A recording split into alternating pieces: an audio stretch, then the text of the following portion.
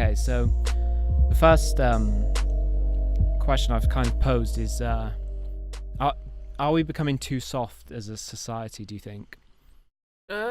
Personally, yeah, I do think we are becoming a bit soft because although like some things you have to accept now, like obviously you can't really bring back the death penalty, stuff like that. So we are going soft in terms of a good way, but and like I do agree that people are allowed to have a freedom of speech, but in some ways you can't really go throwing around things now in the 21st century about gender or racism, stuff like that, stuff that people will get offended by because we've moved away from those periods of where that's probably acceptable to a time where now everyone's getting included, and that's to say a good thing. You think it's a good thing? Well, I think, personally, I think to stop people being offended isn't a very progressive mindset to be in. I think to be offended is like you should be offended by things on a regular basis. I think living in the world we live in, because without you can't just create a massive safe space for people. Yeah. And I think I think we're just taking it too far, and it might be because we're in this university sort of landscape where everything is a safe space and you can't really say much to offend people, but I just think maybe we're becoming a bit too soft. Maybe we are, but there's a stage where it gets to where like we shouldn't be offending people, because if it gets like too out of hand, it becomes a bit ridiculous, and it just causes people to be unnecessarily offended.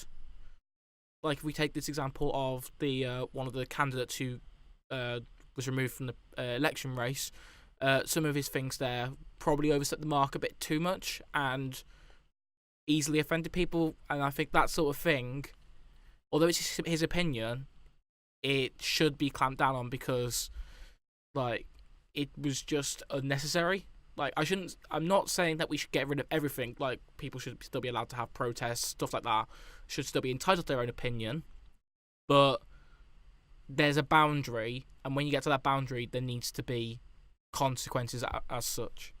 Yeah, like he the only thing I thought he did wrong was make allegations about the other candidate, which were obviously false. But the things he was saying, I don't think he necessarily said anything overly offensive that would, like, obviously you can't go around being racist, homophobic, anything that could actively engage people in unnecessary acts of violence and things like that.